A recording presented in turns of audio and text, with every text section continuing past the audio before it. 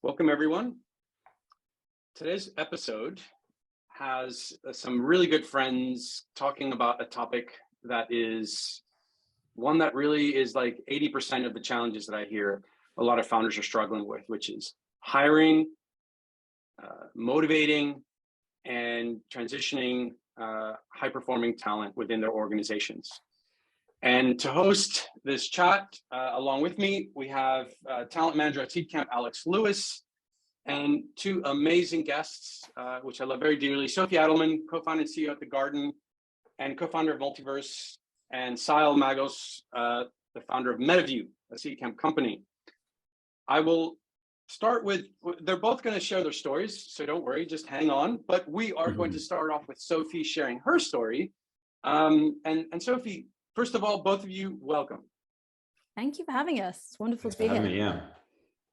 here. The way that we like to start things off a little bit is from the moment you graduated college, just because it's always fun to hear what people did right after college, and then maybe just give us a quick sort of run through of where you got to in terms of your first job, what you did after that got you to where you are today, just to give people a sense of what your life was like to get to where you are today. So Sophie, let's start off with you. Tell us a little bit more about that first job. Oh my gosh, how long have you guys got? Because I'm quite a geriatric founder now, so I've had lots of twists and turns. I'm gonna give you the rapid version.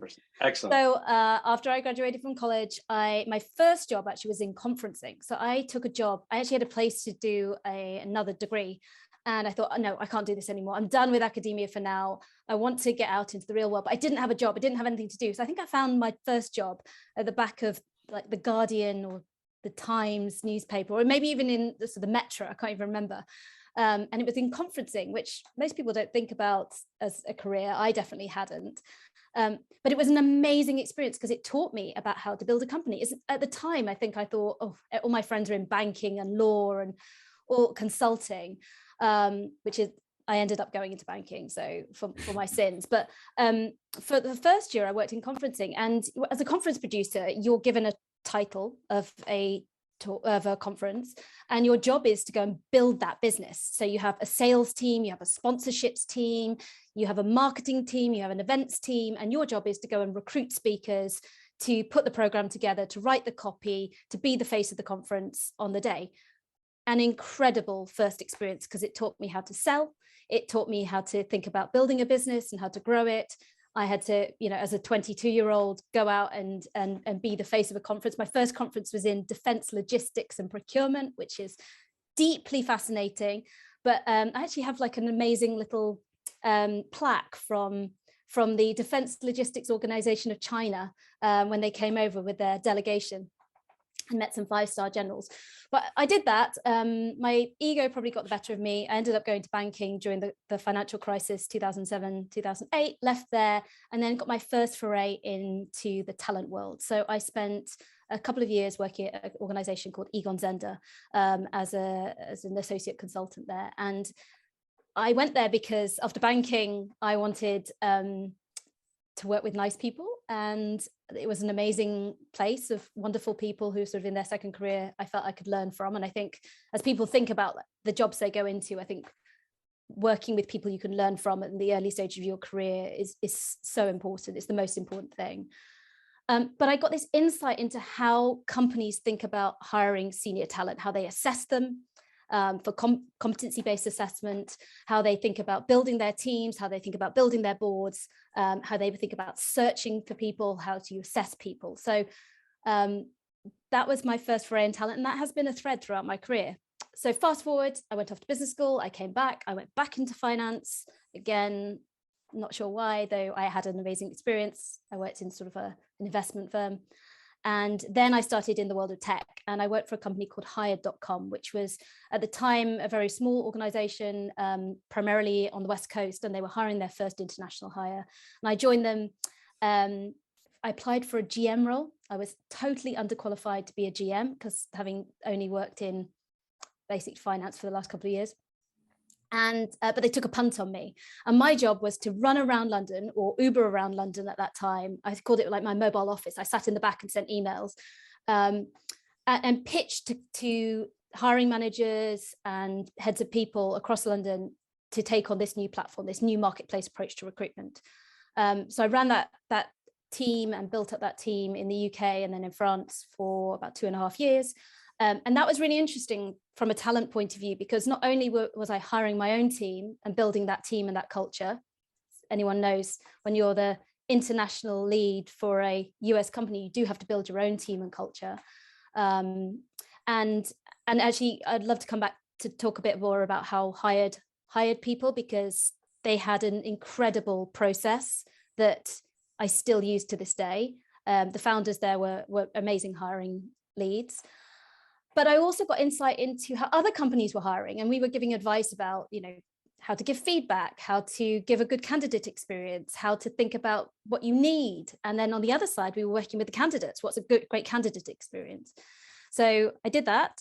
And then I decided to start my own company. And that's where I met my co-founder, Ewan. And we started White Hat, now Multiverse, which is building an outstanding alternative to university. Multiverse is doing really well right now. We just launched in the US, working with thousands of with apprentices across the UK in companies like Google and Facebook and amazing industries, and helping them develop skills around digital marketing, data science, software engineering, and business skills. We just raised a Series D this year, and the company's doing incredibly well under Ewan and the rest of the leadership team's leadership, though I stepped back just under 2 years ago now and stayed on the board for a year, but decided I wanted to get back to building at the early stages again. And that leads me to today. I now run a startup called The Garden, onegarden.com, with my co-founder, Simon Lambert, who worked at as CTO for many years at places like Treatwell and Moo, and he was at lastminute.com. So between us, we have a lot of experience on the people side, and Simon's built incredible engineering teams. And I learn a lot from him around how to hire and retain and motivate engineering talent, as well as generally think about culture. And we're building at The Garden a community for the curious. What that means is it's an innovative learning platform where you can learn for the joy of learning from world-class academics and other leading minds in a really easy, enjoyable, joyful way, where you can ask questions, you can feel in the room wherever you are in the world, and you get that experience of lighting up your mind again, which many of us lose when we leave school or university. So we just started that, and very early days, but it's an exciting adventure. And obviously it gives me the opportunity to think about how do you build a team again.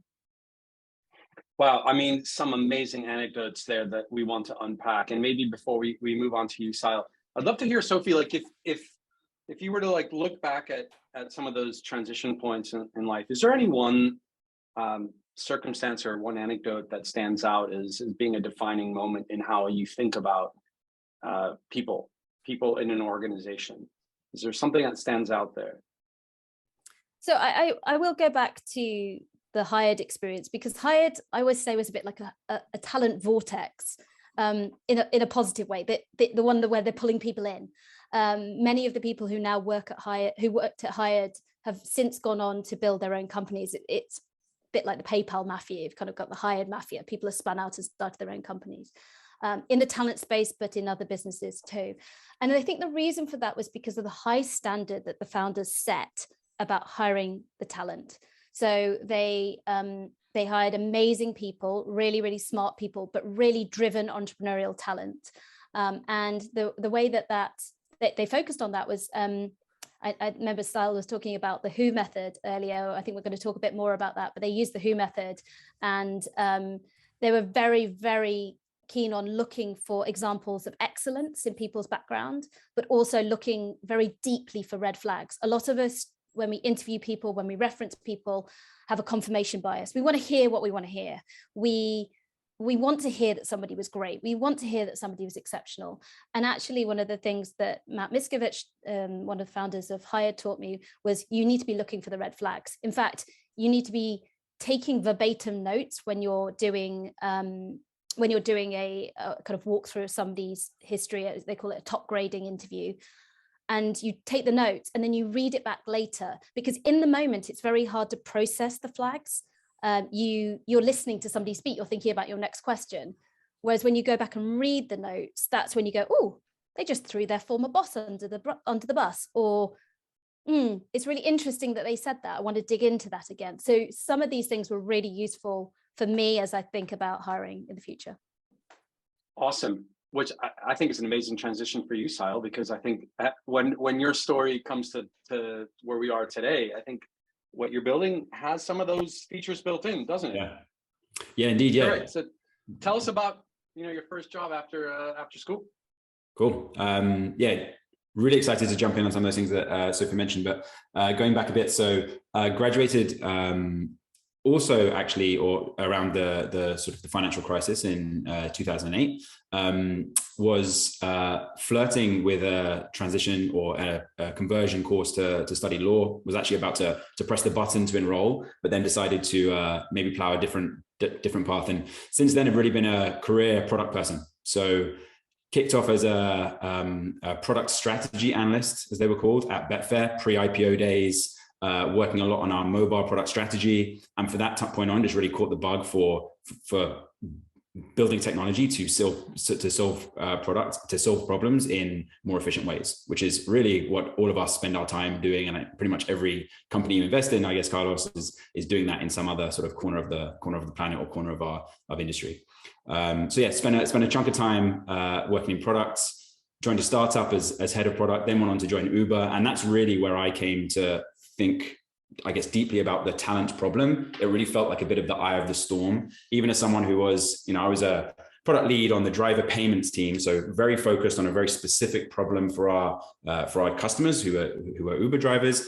But actually a massive chunk of my job was hiring, whether into the product function that I was in or contributing to the sort of the central hiring process of other engineering managers or data scientists or designers. And you really ended up with a pretty broad view of what I would say an aspiring world-class hiring process looked like, but in a world where you had to hire quickly. There was not an option not to make this hire and not therefore achieve this objective. Speed was really important.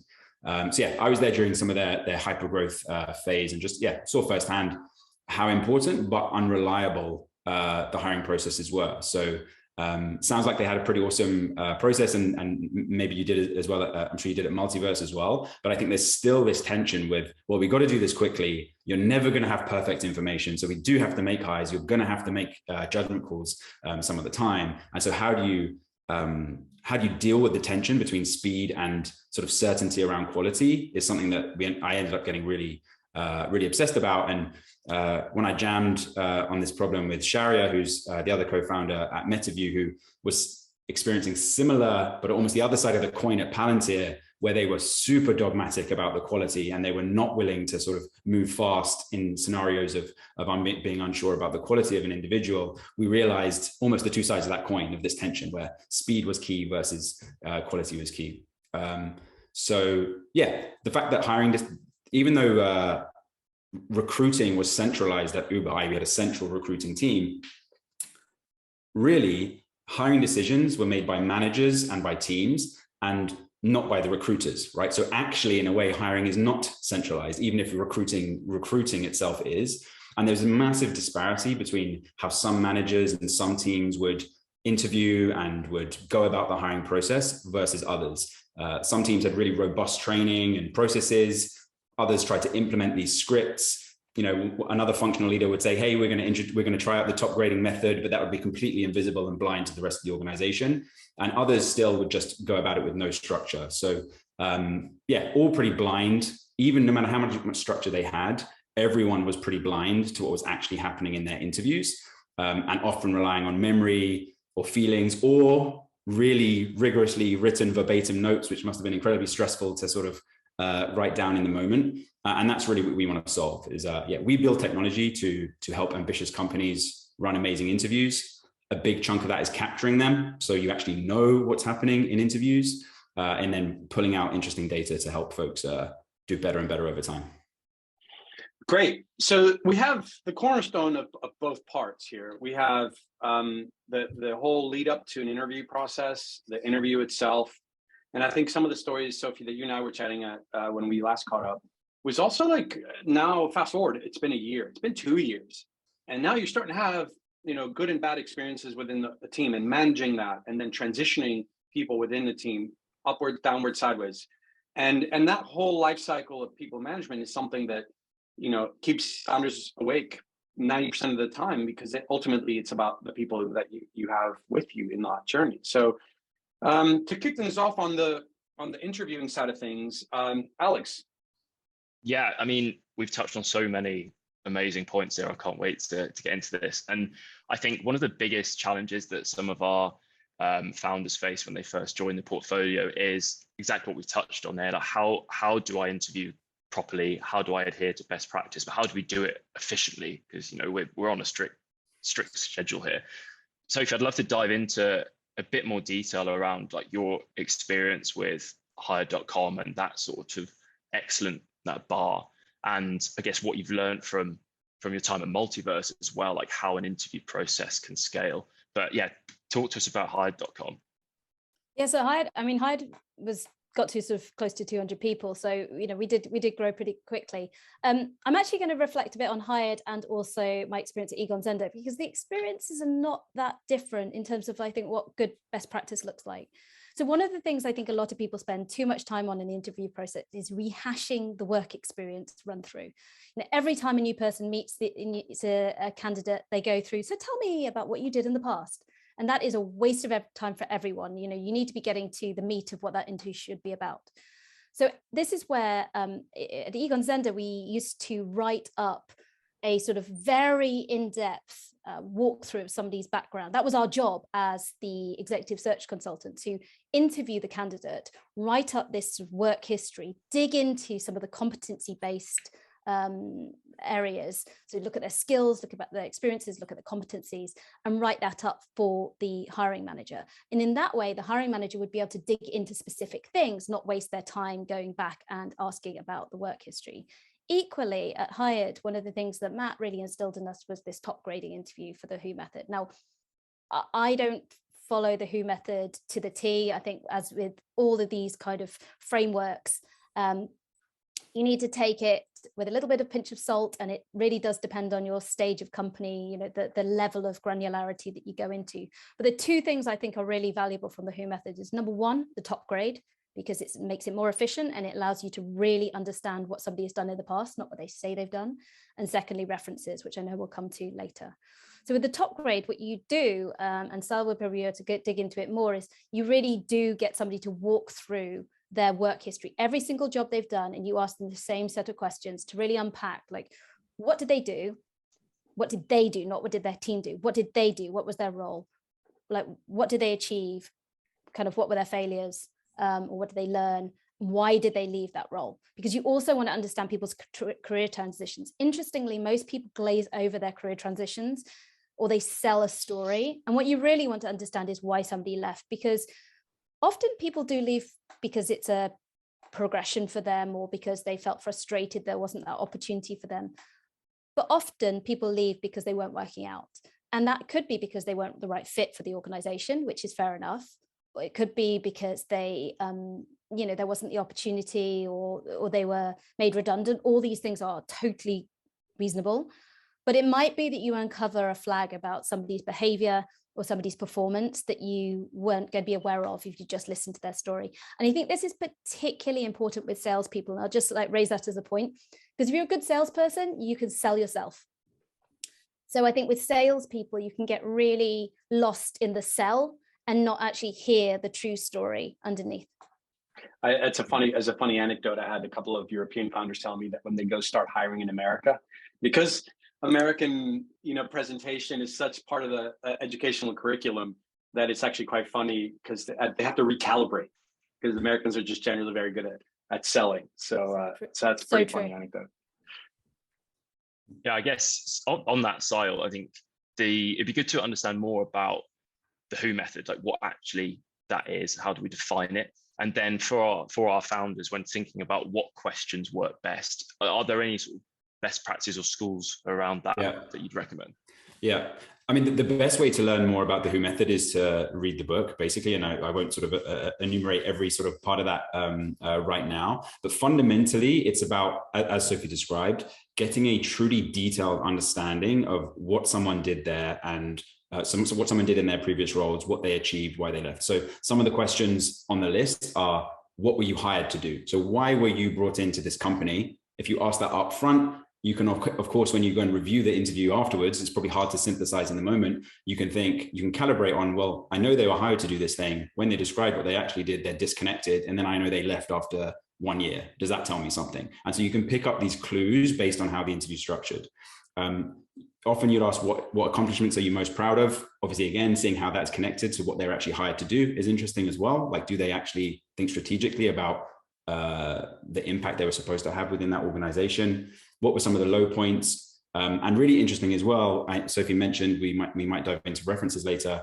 Who are the people that you worked with? And the important thing here is to actually get the names.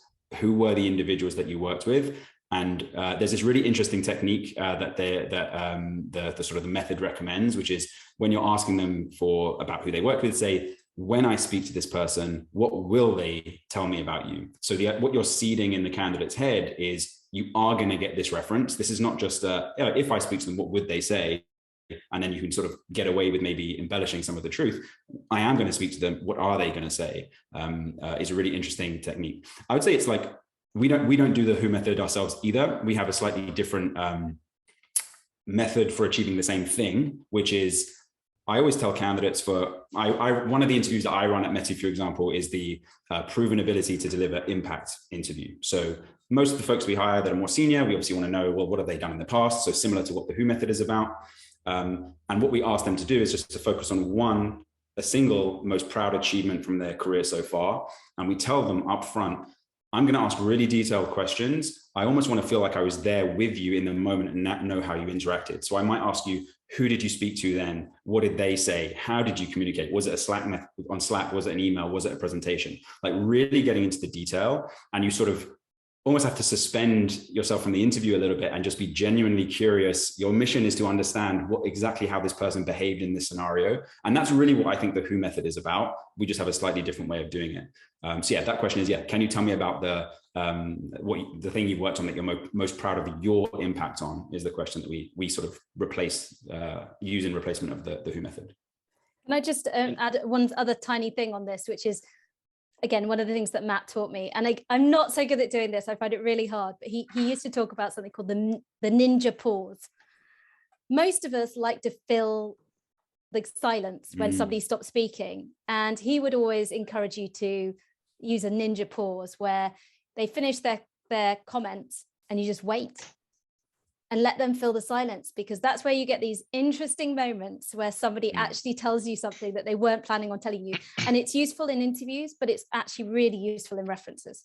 Yeah, that's super interesting. That makes me want to check MetaView's data and see which interviewers are using the ninja pause. It's not something we look for at the moment, but yeah, super interesting. Carlos is doing the ninja pause. He's doing the ninja pause. That's cool. Yeah, you know what? Who's very good at the ninja pause is Carlos. I was going to come on to asking about abstract questioning, because I remember going in, like, when I was trying to prepare for my Seedcamp interview, I was going into my final with Reshma and Carlos, and I asked Natasha, like, is there anything I can do to prepare for this? And she said, there's no way you can prepare. So I knew I was in for an interesting one. And I think one of, Carlos's questioning was just very different to something I'd been asked. And I think one of the questions you asked me was, what would your TED Talks be? And I remember going off on a bit of a rant when I don't know when I don't have an answer, I always tend to wither on. And I remember answering, and Carlos just stopped. And then I changed my answer completely. Actually, sorry. Go ahead, Sophie. No, I was just going to say this thing about giving somebody feedback in an interview. Maybe we should pick up on that in a second now. Sorry, Carlos, I cut you off on your answer, but I do think giving people feedback in an interview and seeing how they respond, or giving them kind of a cue and seeing how they respond, is a really interesting way to see how they're going to work with you in the future. So that was probably a great example of that in your interview. Yeah, I mean, maybe there's a couple of things that we do when we interview, like within Seedcamp, and this obviously this interview isn't about how we interview at Seedcamp specifically, but it is an interesting transition for a question that hasn't come up yet, which is the interview process can also become a way for both parties to become aware of the culture of the organization through the questions, right? The questions that I generally ask when I interview colleagues are both playful, but also insightful. And to some extent, that is the Seedcamp culture. And so I just wanted to maybe get your thoughts on how you can adapt some of these methods into projecting and telegraphing some of the organizational culture so that it's evident to both parties that there is an element of that culture in the answer. Yeah, I can have a go first of all. Obviously, there's not with that type of what you're talking about is like always the base camp for that question is always different, right? Because every organization is different, so there's not going to be any answer. Well, this is the question you need to ask to understand if someone's a good fit for your culture.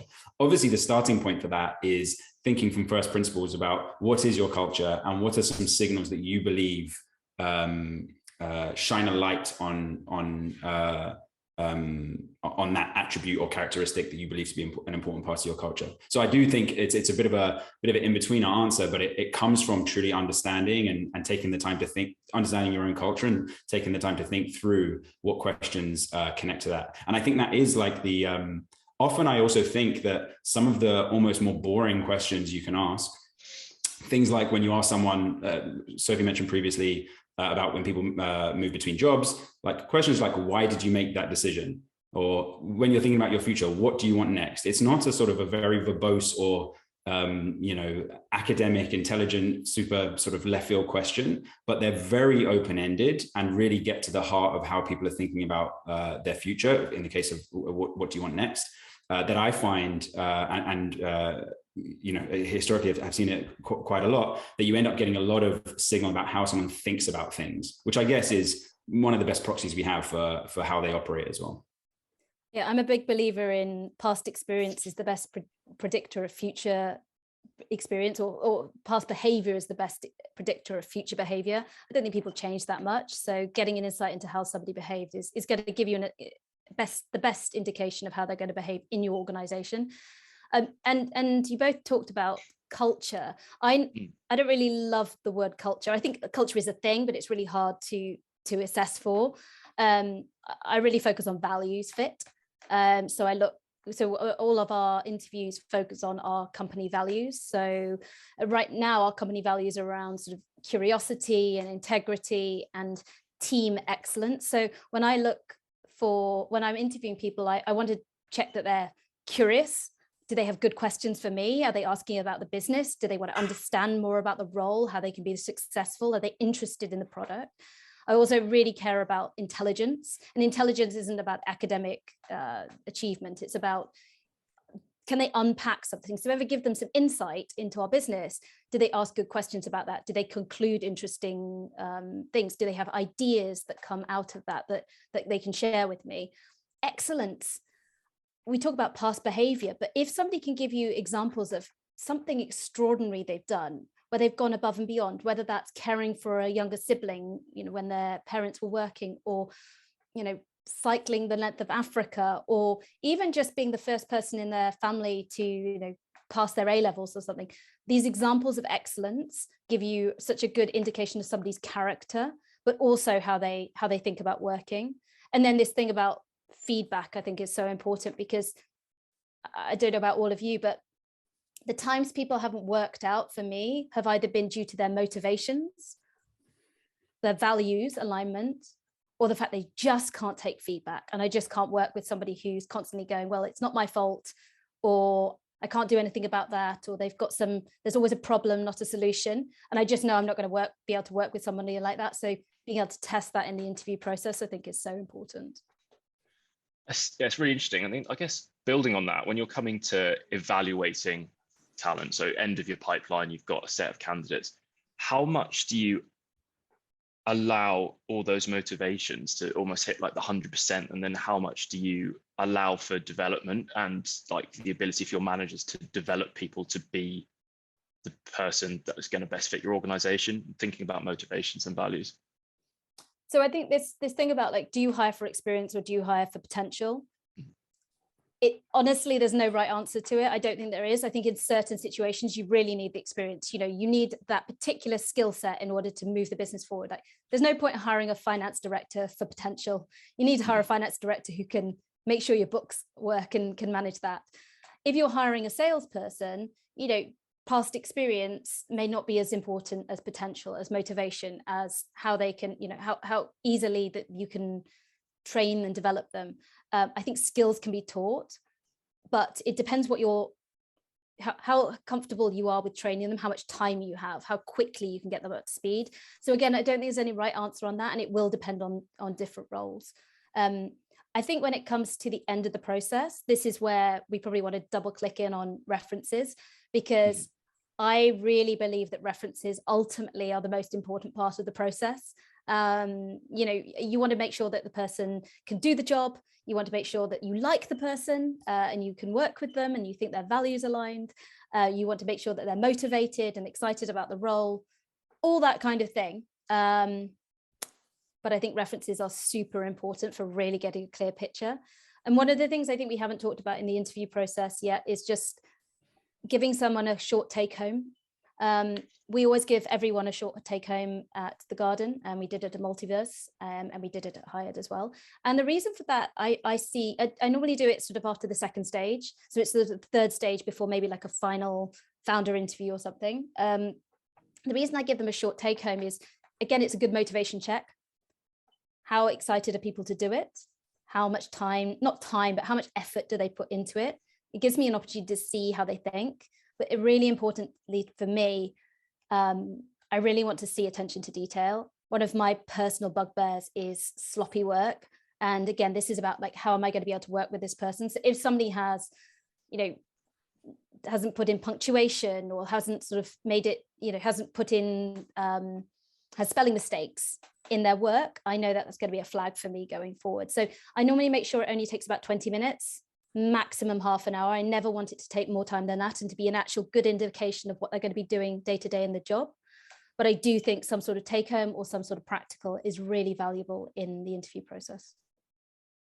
Definitely. I think the case study is probably my favorite part of an interview.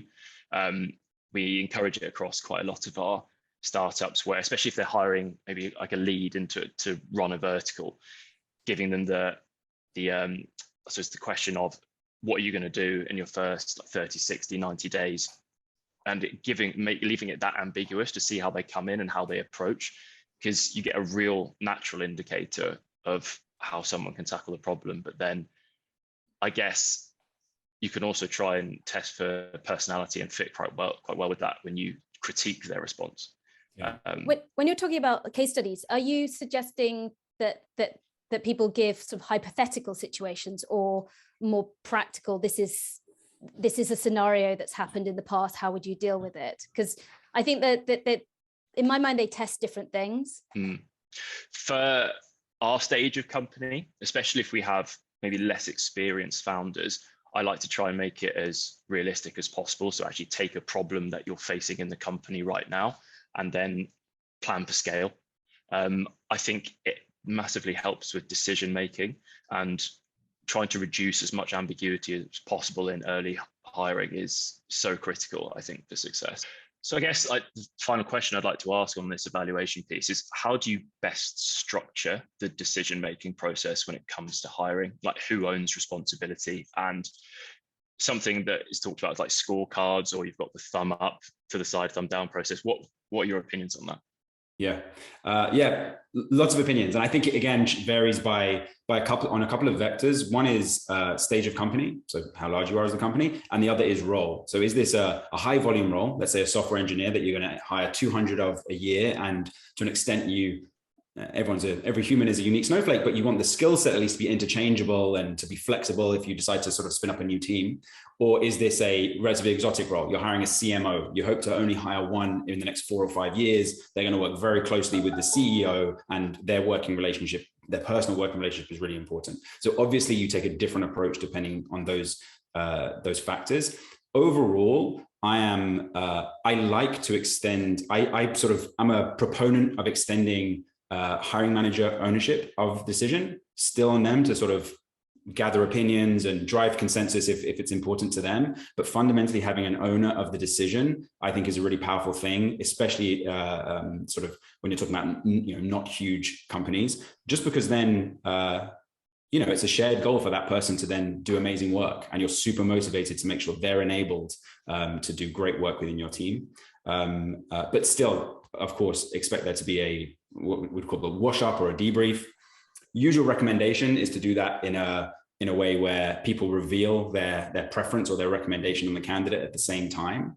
I think that's a good practice. I do think it's more of a bug than a feature that we all make our recommendations without all the information. So you think about every other business decision you make, before you try and make a decision, you'll try and make sure everyone has shared context about all the information we have to make this decision. Hiring seems to be this weird case where we say, let's try and make sure everyone has their own separate information, and then they can make their recommendation. And then only then will we sort of like have a discussion about this. So I do think there's a little bit of a bug in the process there, which I think a lot of things can solve, including some of the stuff that we're working on. But overall, I think it's interesting to get people's first reflections after the interview without being sort of polluted with, maybe more senior people's thoughts. But I do think you should then bring all the evidence to the table and have that collaborative discussion, just as you would around any other business decision, but place the decision-making with one directly responsible individual who we'd call the hiring manager. Sophie, before you jump in, I just want to conclude one point that Siadhal made. There's a great resource that MetaView put out called Interviewer Training That Raises the Bar. We'll share the resource on the show notes, and it's expert advice from several other founders and people in the hiring space, and chapters on how to improve the skill set of your interviewers. So, Sophie. I was just going to add to that. I think in this more remote world, it's really important to make sure that when somebody interviews a candidate, they write up their notes. And obviously, I think MetaView takes the notes for you, so that's great. You don't have to spend hours writing, but sharing the written notes around after the interview is really important. You can do that in different ways. To Sal's point, sometimes that might be a case of holding on to your notes and then sharing them at the end. But the written version is really important, both from a reflection point of view. It reminds you of the things that you actually heard but didn't really understand at the time.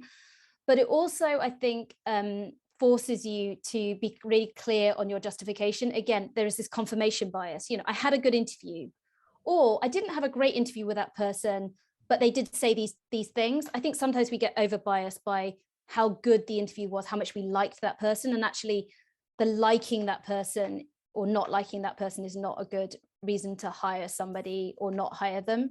Everyone has bad days, different personalities clash, this kind of thing. So I think that's really important. And again, also what it also means is that the founders can read all those interview notes. And at the early stages of the company, I think founders should be reading all the interview notes.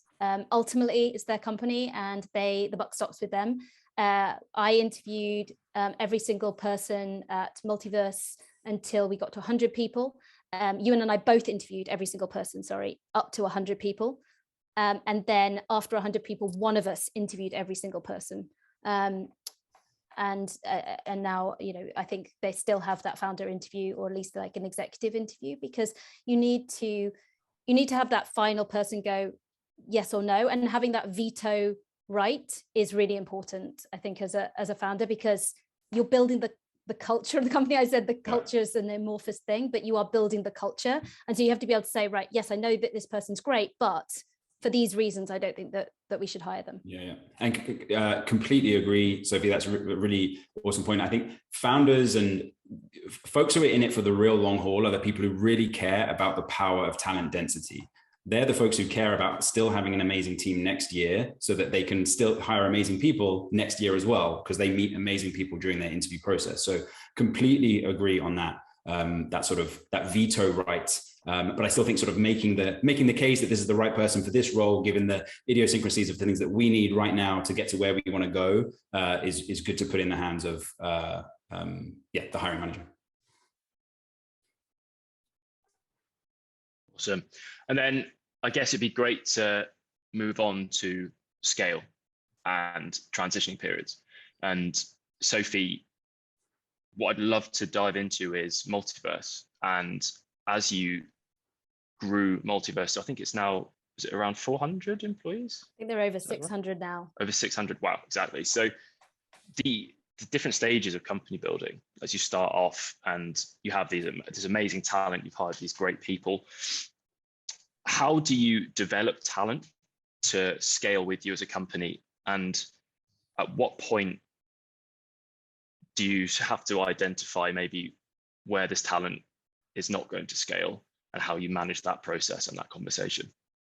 And maybe, Sophie, just to give a little bit of extra backdrop, especially for the audience who's listening to this as we're recording it in July, this is an interesting time for the entire tech industry, as many companies are going through massive layoffs at the moment.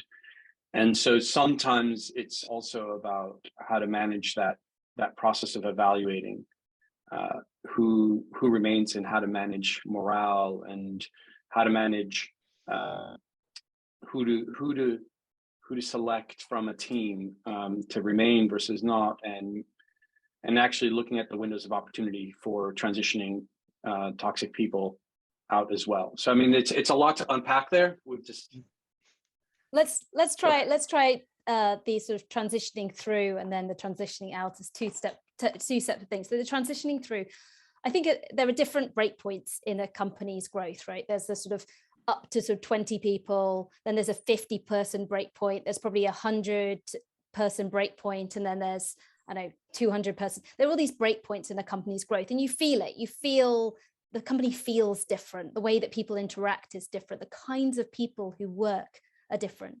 And early on, the first sort of 10 to 20 people, you absolutely need to hire amazing people, but sometimes you don't have the option to hire incredibly experienced talent. You sometimes need to bring on, young, hungry people who maybe need to be given a lot of free rein to try things. And some of those people scale and some of them don't. And I think the way I think about it and the way I talk to those early hires, particularly, at Multiverse in the first couple of years, we couldn't necessarily hire, people who'd worked at places like Uber and been through those scale journeys. And actually they wouldn't necessarily been the right people for us. What we needed was young, hungry, scrappy people who kind of wanted to get stuff done. And so when those people, I talk to them about it being a learning experience, like come in here and suck up the experience. You can learn from me. I'm going to give you a lot of rope to try different things. These are my expectations of you in terms of hustle and outcomes, but you're going to grow and stretch. And then I'm going to support you in whatever you want to go to next. And this, you may decide to stay here and we may find other opportunities for you, or there may not be other opportunities at the end of that. And then I'm going to help and support you go on to the next thing. But there are these breakpoints. People start to feel they're hitting that point where then they're seeing people come above them, and then maybe they feel that they're not valued as much. And then it's about how do you help those people go on to the next thing, because it is a small community, even in places like San Francisco, where you've got lots of tech people. It's still a small community, and you will end up working with those people in the future. So I always think it's about building and developing those relationships and thinking about how you do that. And as we talk about those different stages of the company, at an early stage, you can't train people. You can't put in place training programs. I don't have the time to train somebody. So it's about giving them, maybe slightly more directive. This is what I need from you. And then this is where I want you to play and experiment. And then this is some feedback, direct feedback on what you're doing. Why don't you try this? That didn't work. That didn't land. That's okay. That's not a problem that you sent that email with like 3 typos, but don't do it again, because this is the impact on the business. And so I think you have to give much more in the moment training rather than putting in place like some wonderful training program.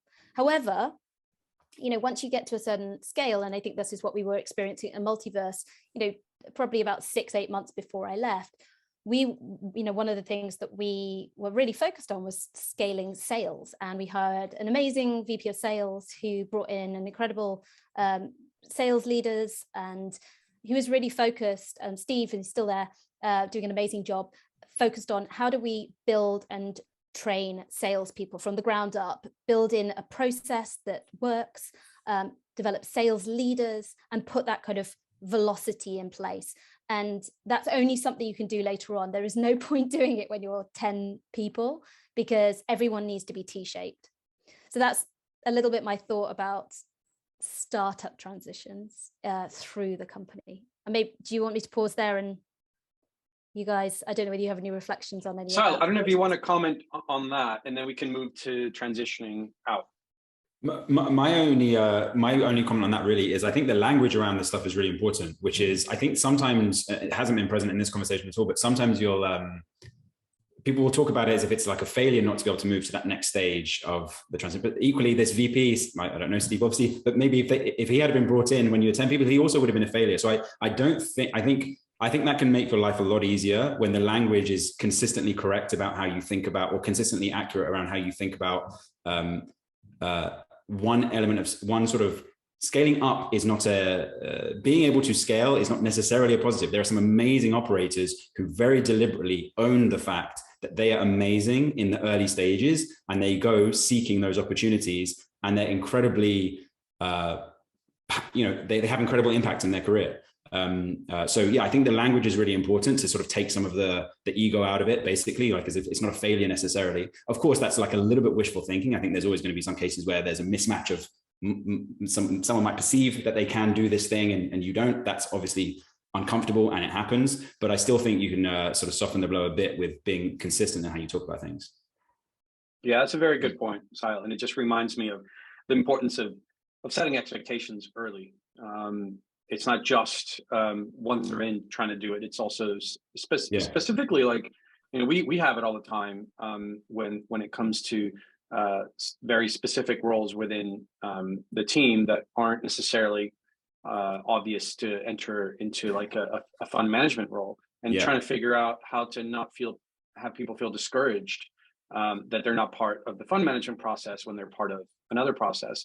And it's having to be very clear about the value they bring, independent of the fact that they're and the same thing would happen in a company. If you're not part of the sales team, you're not part of the leadership team, you can sometimes feel like there isn't a pathway there, but that doesn't necessarily mean their role isn't critical, and within that there isn't an ability to scale. But I wanted to just one thing on that, Carlos. I think just there's a very specific language that I think really resonates around this, which is I think it's a Reid Hoffman thing. It may well come before that, but he talks about the idea that initially you want Marines to sort of get a beachhead on an opportunity, basically. Then you need the army to come on, sort of set up the systems, and then you police that opportunity. And actually, if you look at those words, I think more people want to be Marines than want to be police, maybe. So actually, that's like you can invert the sort of the perception. And really, when you're very early stage, you're looking to hire these Marines who can get that beachhead, and then as you scale, you sort of transition through that. And it's, when you put it like that, it sounds very natural that you would have a different set of people doing those jobs. Yeah, I like that. Alex, I don't know if you agree with those specific regiments in that order, but Alex has a military background. He might have. Okay. We don't have enough time to get into that, but it's a very interesting anecdote. Okay, so let's go into, I think, a very sensitive part of it, which is transitioning out. And as I said, and I shared with you, Sophie, there's two things that are going on at the moment. And sometimes they're intertwined. Companies, when they're growing, can sometimes have a challenge with wanting to have as many people as possible to scale up. But within it, sometimes people are not necessarily the right people. And so what do you recommend in terms of managing people out and identifying them early, rather than the usual sort of advice of 3 months? It's like, how do you set that up in a productive way? Yeah, I mean, I do believe in probation periods being a really important step in evaluating that. And I communicate that to people, that this is a period for you to assess whether this is the right fit for us. And for us to decide whether or not it's the right, fit, for us to decide whether it's the right fit for us, and for you to decide whether it's the right fit for you. And there's no harm, no foul if it doesn't work out. Like, that's the whole point of a probation period. I do put in place, checkpoints for the manager to check in with that person at 2 months, at 4 months. We do 4-month probation periods. My feeling is you should know whether somebody's probably going to work out after 6 weeks. Like, you should have a really strong view after 6 weeks whether somebody's going to work out. And then it's a case of being honest with them about whether, why it's not working, and giving them the opportunity to change, if it's a performance related thing. But if it's a personality thing or a culture fit thing, my feeling is that it's probably not going to work out. You can still give it time, but the longer you leave it, the more it's going to cause damage within the organization. You've got to remember, your other members of your team see if somebody's not working. They can see if that person isn't pulling their weight. They can see that they're not a values fit. And they may not want you to let them go, because most team members feel that, if you let somebody go, it's going to impact that person's career. They feel bad for them. They might not want them to be let go because it's going to create more work for them. But they also don't really love the fact that we have a person who's not working in the team. And I think as the founder or as the CEO or head of people, your job is to say, I know it's going to be short-term pain, but it's going to be long-term gain by moving this person out. And then you do it, I think, with compassion. And compassion is, you're going to be more successful somewhere else. So let's discuss how we can either help you find your next thing or whatever. But you need to be really clear that this is your decision, that it's not working out, and therefore they're going to be leaving.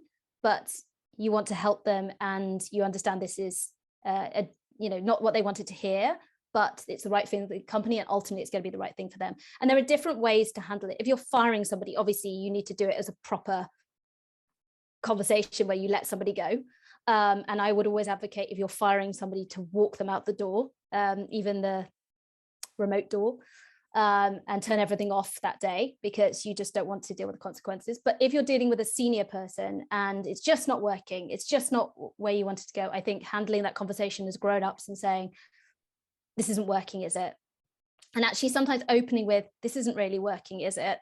Allows them the opportunity to say, yeah, no, it's not really. It's not really what I thought I signed up for, or I don't really feel that I can bring my best, or something else. And then it's a much easier conversation, because then you're like, yeah, cool. Well, let's work out how we make this transition easier. But I think having these conversations and making the call is the job of the founder. It is so important to build your company in a way that brings in great people who work well together, because as you started off by saying, Carlos, it's 95% the people.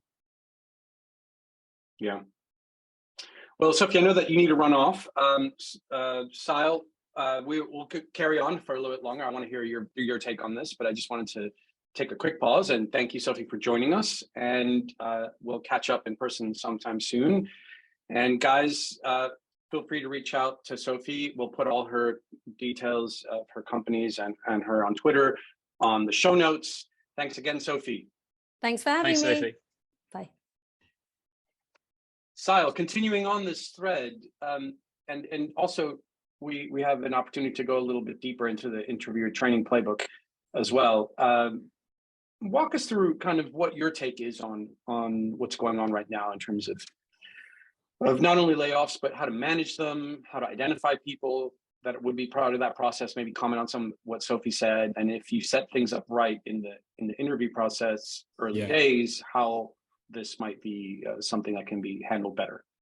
Yeah, I think the way Sophie described actually handling the conversations was spot on. I think obviously you want to. There's like it's a very human conversation, so you want to be authentic in that moment too. And so people might choose a sort of a different set of words or a different opening line or whatever it might be. But the key thing, which sounds really obvious, but you'd be amazed how frequently you hear it not happening, is to make sure that the two people that are part of that conversation know what has been decided in that meeting, which is this person is leaving the company. Like that has to be really clear. And that wasn't sort of like, hey, we're just, thinking that maybe it's not working out and maybe things will change. No, the decision has been made. And that's actually a phrase that I've received advice around using in those types of conversations. the decision has been made. So this is no longer we're not sort of debating the decision or analyzing whether this is the right decision. The decision has been made. And obviously, as the person doing the sort of pushing the transition,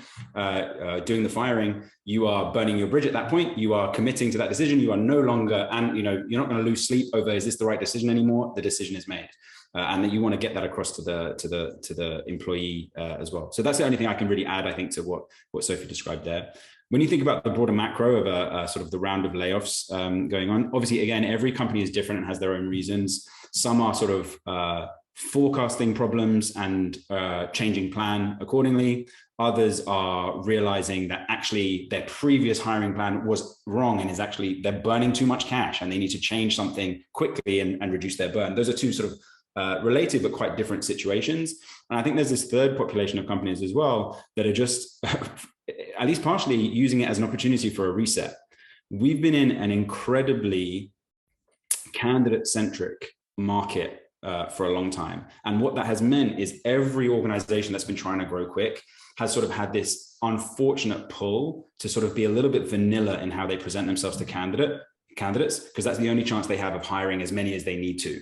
And I think what people are doing now is sort of putting pay to that, what we call slapdash approach to hiring, which is, hey, let's just hire quickly and tell candidates whatever they want to hear and hope that they accept our offer. And then suddenly I've grown my team. Isn't that great?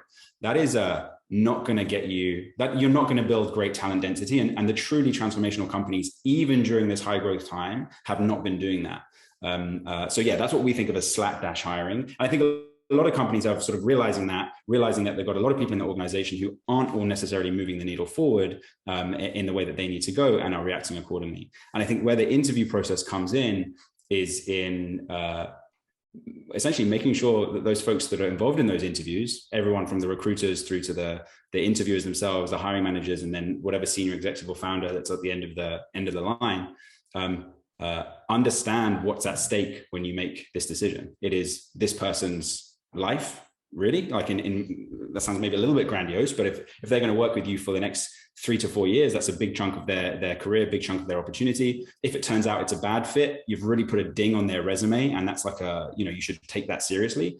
And secondly, it's a lot of your company's opportunity too, because you're going to have fewer butts in seats. That most organizations are taking a more sort of deliberate approach to who they're hiring. So suddenly every hire is a high priority hire. And the folks that are involved in actually making the decision need to start to understand that. And so that's the transition that we think needs to happen. Obviously, you'd love it to happen in maybe different, you'd want it to happen more naturally rather than this sort of artificial economic environment that has pushed it. But I actually think it might be a good thing for the like talent density of the top companies. Yeah. And maybe Alex, I'll get some of your advice on this as well, because I know that you've been helping some of our founders with this. I think the only thing I'll add to that is that if a founder is considering a round of layoffs, that it's better to go deep and quick rather than drip feed it over time, because otherwise it'll create morale erosion. Right? I think people can recover from a very clear reason why things are happening and why certain people are coming and going. Versus it's harder if that keeps on happening, because it sort of evokes a feeling of fear long term and lack of trust there. So Alex, I don't know if you had any concluding thoughts there.